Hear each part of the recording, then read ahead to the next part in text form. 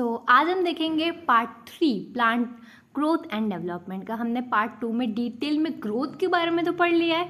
अब हम पार्ट 3 में पढ़ने वाले हैं, फोकस करने वाले हैं mainly on development. So what is development? चलो हम पहले रीड करते हैं उसकी डेफिनेशन, फिर उसको समझते हैं। Development is the term that include all changes that an organism goes through during its life cycle from germination of seed to senescence। इसका मतलब क्या हुआ? जब से सीड जर्मिनेट करता है, ठीक है, जर्मिनेशन से लेके डेथ तक, इसके बीच की जो भी प्रोसेस होगी ना, जो भी एक ऑर्गेनिज्म छोटे से बड़ा हो रहा है, ठीक है, मैच्योर हो रहा है, अपना फंक्शन परफॉर्म कर रहा है, सारी प्रोसेस को हम क्या बोलेंगे? डेवलपमेंट। क्लियर? चलो इसका हम डायग्राम रिप्रेजेंटेशन देख लेते हैं, रिप्रेजेंटेशन। ठीक है, ये थोड़ा सा यहाँ पे इन्होंने टफ बना दिया है, बट ये बहुत इजी है। मैं जो बोल रही हूँ आप वो क्लियरली समझो। मैथमेटिक सेल यानी क्या होता है? जो सेल डिवाइड करता है। क्लियर? अब जो सेल डिवाइड करेगा, डिवाइड होके आएगा, वो क्या होगा? पहले प्लाज्मा बढ़ाएगा, तो उसको हम क्या बोलेंगे? प्लाज्मेटिक ग्रोथ। क्लियर है सबको? क्या करेगा? प्लाज्मा बढ़ाएगा, एक सेल अपना प्लाज्मा बढ़ा के मैच्योर सेल में कन्वर्ट होगा और एक सेल फिर से मेरिस्टेमेटिक सेल बन जाएगा। ये हमने लास्ट पार्ट में डिटेल में पढ़ा, याद है सबको? मेरिस्टेमेटिक सेल में एक बनेगा, फिर से मेरिस्टेमेटिक, एक बनेगा परमानेंट। आई होप ये सब समझ आ रहा होगा। अगर लास्ट पार्ट देखा होगा तो ईजिली समझ आ रहा होगा। ठीक है, अब देखो, जो एक सेल अपना मैच्योर होने जा रहा है तो पहले क्या होगा? इलॉन्गेशन। हमने फेजेस पढ़े थे, याद करो, लास्ट चैप्टर में और पार्ट में। ठीक है, इलॉन्गेशन था, फिर मैच्योरेशन था, ठीक है, फिर लास्ट में क्या होगा? डेथ होगा। उसको हम क्या बोलेंगे? सेनेसेंस। क्लियर है सबको ये डायग्राम? और एक सेल क्या हो रहा है? देख लो, फिर से सेल डिवीजन कर रहा है, एक सेल ये सारे फेजेस में जा रहा है। ठीक है, clear? Plants follow different pathway in response to environment और phases of life to form different kind of structure। अब देखो, प्लांट क्या है? उसके जो पार्ट्स होते हैं ना, ठीक है, उसके पाथवे होते हैं और अपने सारे जैसे लीव्स हो गए, ये सब किस पे डिपेंड रहते हैं? एनवायरनमेंट पे भी डिपेंड रहते हैं। तो एनवायरनमेंट के हिसाब से वो अपनी स्ट्रक्चर भी थोड़ा चेंज कर लेते हैं। इस एबिलिटी को, ये चेंज करने की, डिफरेंट स्ट्रक्चर बनाने की एबिलिटी को हम क्या बोलते हैं? Plasticity. This ability is called as plasticity. ठीक है, अब उसका एग्जाम्पल देख लेते हैं हम। एक प्लास्टिसिटी के एग्जाम्पल देख लीजिए, एक पैरा में आप हेडिंग डाल दो कि प्लास्टिसिटी का टॉपिक है। Clear? Example: heterophylly in cotton, coriander and larkspur. In such plants the leaves of the जुवलाइन plant are different in shape. जुवलाइन यानी जब वो छोटे होते हैं, ये देख सकते हो, तब उनके शेप डिफरेंट होते हैं। जैसे ही वो अडल्ट हो जाते हैं, उनके कैसे शेप हो जाते हैं? डिफरेंट। इसको हम क्या बोल रहे हैं? प्लास्टिसिटी। क्लियर सबको? On the other hand, difference in shapes of leaves produce in air and those produce in water in butter cup. चलो एक बटर कप का एग्जाम्पल देख लेते हैं। ये अगर लैंड में प्लांट होगा तो उसकी लीव्स ऐसी होगी, बट वाटर में होगा तो उसकी लीव्स ऐसी होगी। ठीक है, इसको हम क्या बोलते हैं? Plasticity. Clear? This phenomena of heterophily is called as plasticity. Clear? समझ गए प्लास्टिसिटी क्या है? आई होप ये समझ आया हो। चलो, thus growth, differentiation and development are very closely related. हमने देखा कि ग्रोथ, डिफ्रेंसिएशन भी हमने लास्ट पार्ट में डिटेल में देखा, ग्रोथ तो हमने फर्स्ट में ही देख लिया था, और थर्ड पार्ट हम फोकस किया डेवलपमेंट पे। क्लियर है? तीनों टर्म्स अब आपको क्लियर हो जानी चाहिए। नहीं है तो आप तीनों पार्ट फिर से देख लो। अगर देखो आपको समझना है तो, आपको डिटेल में समझना है तो आप वो MCQ होंगे ना, इजीली सॉल्व कर पाओगे, नहीं तो आपको बहुत टफ लगेगा, आप अपनी ही कंफ्यूजन में रहोगे। Clear? Broadly development is consider as a sum of growth and differentiation. हम क्लियरली डेवलपमेंट क्या, उसको बोल सकते हैं ग्रोथ प्लस डिफ्रेंसिएशन। आप समझ गए होंगे ग्रोथ क्या है, ठीक है, डिफ्रेंसिएशन क्या है, हमने डिटेल में देख लिया है, और हमने इस ग्रोथ प्लस डिफ्रेंशिएशन का फर्स्ट पार्ट में डिटेल में, फर्स्ट पैरा में हमने समझ लिया था। ठीक है, development in plants is under the control of intrinsic and extrinsic factor. ठीक है, डेवलपमेंट होती है जो प्लांट में, वो एक्सटर्नल फैक्टर्स पे भी डिपेंड होती है और इंटरनल फैक्टर। अब इंटरनल यानी क्या होगा? Internal, the former include, internal में क्या क्या आएगा? Genetic material.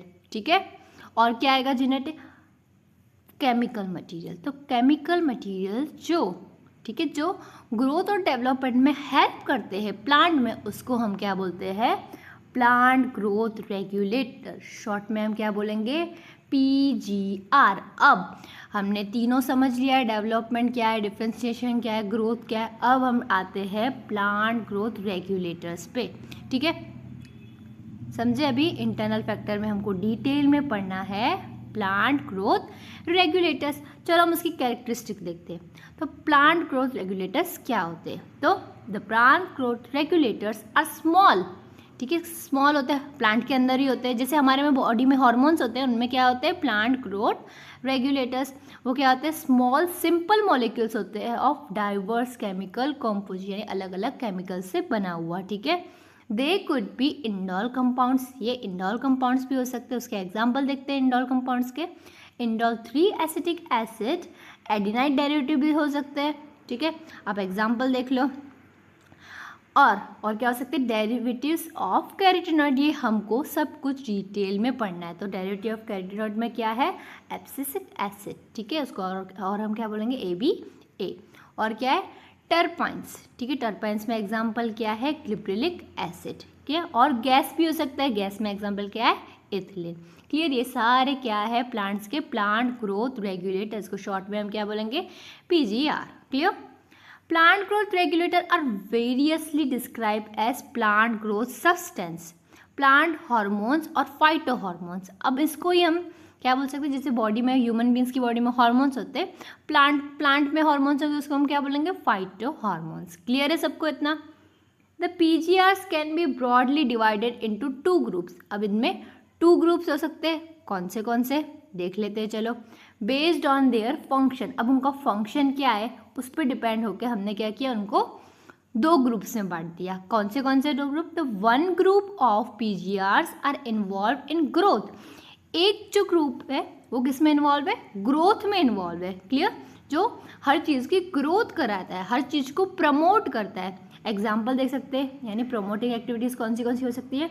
सेल डिवीजन कराना, सेल एनलार्जमेंट कराना, पैटर्न फॉर्मेशन करवाना, ट्रॉफिक ग्रोथ कराना, किसी भी प्लांट पे flowering, fruiting and seed formation, ये सब क्या हुआ? ये सब प्रमोट कर रहा है, तो उसको हम बोलेंगे ग्रोथ प्रमोटिंग एक्टिविटी। से प्रमोट कर रहा है, कुछ भी इनहिबिट, किसी को भी चीज़ को रुका नहीं रहा, ठीक है, प्रमोट कर रहा है। तो इस ऐसे हार्मोन्स यानी ऐसे प्लांट ग्रोथ रेगुलेटर्स को हम क्या बोलेंगे?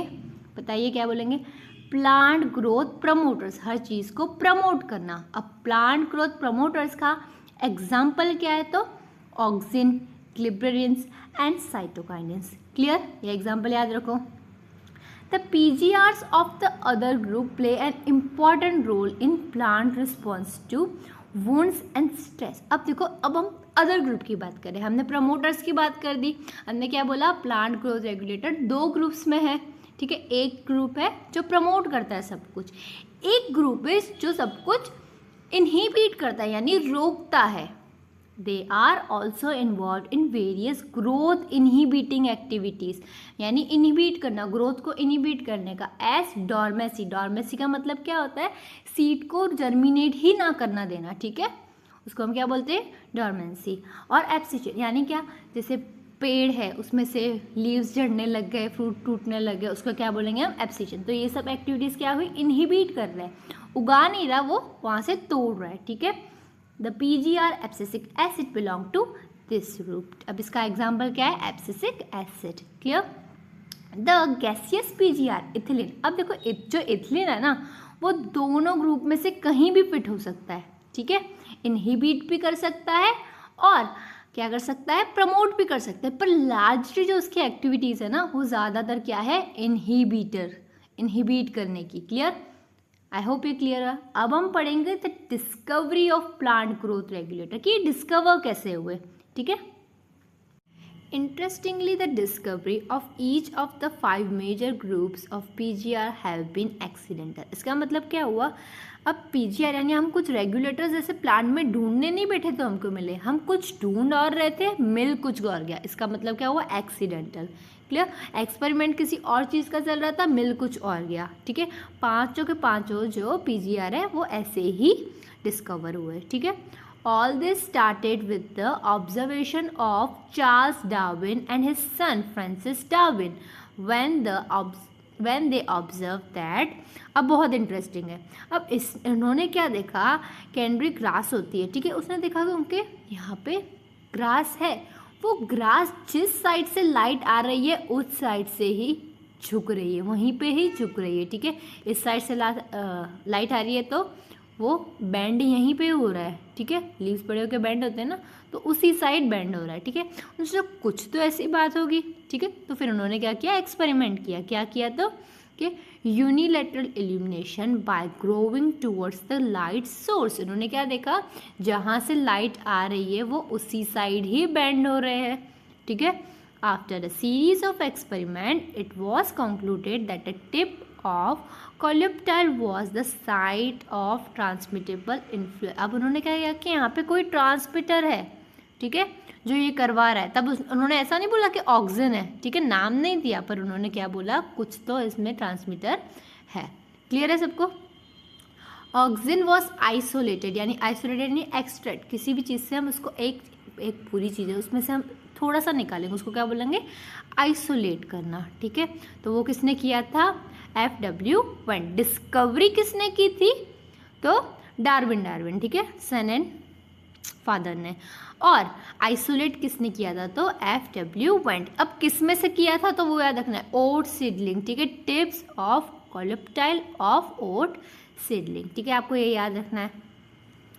द बकाने, अब बकाने क्या है देखेंगे, बकाने क्या है, तो डिसीज है ऑफ राइस सीडलिंग। अब इसमें क्या होता है, ठीक है, अब देखेंगे। अब पहले बताओ बकाने डिसीज किससे होती है, तो एक फंगल पैथोजन से होती है, बायो फंगल पैथोजन, उसका नाम क्या है, क्लिप्रेला, ठीक है। अब होता क्या है इसमें, ये क्या करता है, अब ये समझो ये प्लांट है, ठीक है। अब प्लांट में नोट और इंटर नोट दोनों होता है, सबको पता है, ठीक है, हमने आगे के चैप्टर्स में डिटेल में पढ़ा। अब वो ऐसे इंटर नोट को बड़ा कर देगा, इस डिसीज में क्या होगा, बड़ा कर देंगे, ठीक है। अब बड़ा हो जाएगा कोई भी प्लांट इंटर नोट, तो हमको लगेगा आहा इस बार फसल बहुत अच्छी उगने वाली है, बट ऐसा नहीं होता। ये बड़ा तो कर देता है पर उस प्लांट को पेल कर देता है, ठीक है, उसमें से फसल कुछ भी नहीं निकलती, इसलिए इसको हम क्या बोलते हैं, फूलिश सीडलिंग। बड़ा कर देगा, ये डिसीज ही है कि ये बड़ा कर देगा पर उसमें फसल कुछ भी नहीं होगी, इसलिए तो ये डिसीज है, ठीक है। किससे होती है, तो फंगल पैथोजन ग्लिबेरा, ठीक है, इसलिए हम उसको क्या बोलते हैं, फूलिश सीडलिंग। इन्होंने हमको उल्लू बनाया कि ये बड़ा कर दिया प्लांट को पर कुछ फसल नहीं थी। E. Kurosawa reported the appearance of symptoms of the disease in the rice seedling, ठीक है। इन्होंने क्या देखा कि राइस सीडलिंग में ये सारे क्या देखे, सिम्टम्स देखे, कौन सी डिसीज के, पहले बताओ, बकाने, ठीक है। When they were treated with steroid filtrate of the fungus, ठीक है, फंगस के साथ जब इन्होंने रखा तो क्लियरली ये सारे सिम्टम्स हमको दिख गए, तो हमको पता चला कि हाँ ये डिसीज फंगस से ही होती है। तो ये सोचने वाली बात है कि पहले पहले प्लांट में नहीं ढूंढा हमने ये प्लांट ग्रोथ रेगुलेटर को प्लांट में नहीं ढूंढा, किस में ढूंढा, तो हमने किस में ढूंढा, फंगस में। तो इतना पता चलेगा कि ये हार्मोन या तो रेगुलेटर हमको फंगस में भी मिलता है, सिर्फ प्लांट में नहीं मिलता। The active substance will later identify as क्लिप्रेलिक एसिड। तो अभी ये पहले ऑक्सीजन की डिस्कवरी देख ली, ये किसकी देखी, क्लिप्रेलिक एसिड की। क्लियर है सबको। F. Cook and his co-workers observed that the internodal segment of tobacco stems, the callus। अब देखो कैलस यानी क्या होता है, अनडिफरेंशिएट सेल्स, ठीक है। उसने टोबैको स्टेम में से एक कैलस लिया, समझो, ठीक है, एक कैलस लिया यानी अनडिफरेंशिएट सेल, ये बहुत सारे सेल है, ठीक है। Proliferated only if in addition to oxygen the nutrient medium was supplement with one of the following extract. अब देखो उसमें क्या क्या डाला, extract of vascular tissues, yeast extract, coconut milk और DNA। अब देखो ये इतना फास्ट ग्रो हो रहा है, तो वो ग्रो कैसे होता है, तो हमको पता है। अब हमने इसके अंदर क्या डाला, एक एक्टिव सब्सटेंस डाला, ठीक है, तो वो बहुत ग्रो होने लगा। तो वो एक्टिव सब्सटेंस क्या है, तो काइटिन, ठीक है। Later identified and crystallize the cytokinesis promoting active substance, ठीक है। अभी हमने पढ़े थे कौन से थे, चलो ऊपर चलो, ठीक है, कौन से थे, तो सब याद करो, ऑक्सिन, क्लिप्रेलिन देख लिया हमने, ठीक है। अब थर्ड आया क्या, साइटोकाइनिन। उसका मेन, साइटोकाइनिन का नाम का मतलब समझो, सेल डिवीजन जो करवाता है, ठीक है। सेल डिवीजन, उसका नाम का मतलब ही क्या है, सेल डिवीजन। क्लियर है सबको इतना? तो वो कैलस का ग्रोथ करा रहा था, वो एक्टिव सब्सटेंस क्या था, काइनेटिन, ठीक है। Clear? During mid 1960s, 3 independent researchers reported that purification and chemical characterization of 3 different kinds of inhibitor. अब देखो, तीन अलग जगह पे 3 डिफरेंट साइंटिस्ट काम कर रहे थे और उनको क्या मिला, 3 चीज़ें मिली, inhibitor B, abscission 2 and dormant, ठीक है। ये 3 चीज़ें मिली। फिर हमको पता चला कि ये तीनों साइंटिस्ट ने जो अलग अलग अलग ढूंढा है वो एक ही चीज़ है, सिर्फ नाम अलग अलग दे दिया है, ठीक है। Later all 3 were proved to be chemically identical, ये सारे केमिकली सेम थे। फिर उसको लास्ट में हमने नाम दे दिया एब्सिसिक एसिड। क्लियर सबको इतना?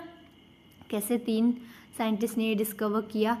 H.H. Cousins confirmed the release of a volatile substance from ripened banana or orange that hastened the ripening of stored unripe banana. अब देखो, H.H. Cousin बहुत इंपॉर्टेंट है, हाईलाइट करके नाम लिख दो। अब वो कौन थे, ठीक है। उन्होंने क्या किया कि देखा कि यहाँ पे बनाना पड़े, ठीक है, यहाँ पे बनाना पड़े और यहाँ पे ऑरेंज पड़े। ऑरेंज है पूरा पका हुआ, राइप्ड, और बनाना है कच्चे। क्लियर? बनाना है कच्चे, तो ये इसमें से कोई सब्सटेंस ऐसा उड़ के इनमें जा रहा है जो केलों को पका दे रहा है, तो वो क्या है, तो वो क्या है, इथिलीन, ठीक है। Later this volatile substance was identified as ethylene, ठीक है। वो क्या है, गैसियस PGR, ठीक है। तो ऑरेंजेस पके हुए और बनाना कच्चे, तो ऑरेंजेस ने क्या कर दिया, बनाना को भी पका दिया। क्लियर है सबको इतना? बहुत इंपॉर्टेंट है ये। तो हमने 5 की डिस्कवरी देख ली कि ये कैसे कैसे डिस्कवर हो। अब आपको डिस्कवरी में कोई डाउट हो तो आप मुझसे पूछ सकते हो। और आप लोगों ने 12th की रिक्वेस्ट की है कि हाँ 12th आपको जल्दी चाहिए, मैं जल्दी ही 12th स्टार्ट करने वाली हूँ, ओके। और आपको केमिस्ट्री भी चाहिए, बहुत लोगों ने ऐसा बोला है, तो केमिस्ट्री में आपको लाइन बाय लाइन समझना है, तो मैं वो भी स्टार्ट करने की कोशिश करूँगी। बट पहला मेरा मेन फोकस होगा बायोलॉजी पे, ठीक है। अब नेक्स्ट में हम क्या पढ़ेंगे, लास्ट पार्ट होगा नेक्स्ट में क्या होगा, हम सबका फिजियोलॉजिकल एक्शन पढ़ लेंगे कि ऑक्सीजन क्या काम करता है, ग्लिसरीन क्या काम करता है, इथिलीन क्या काम करता है, ठीक है, ये पढ़ लेंगे। सो अभी तक देख रहे हो तो थैंक्स फॉर वॉचिंग।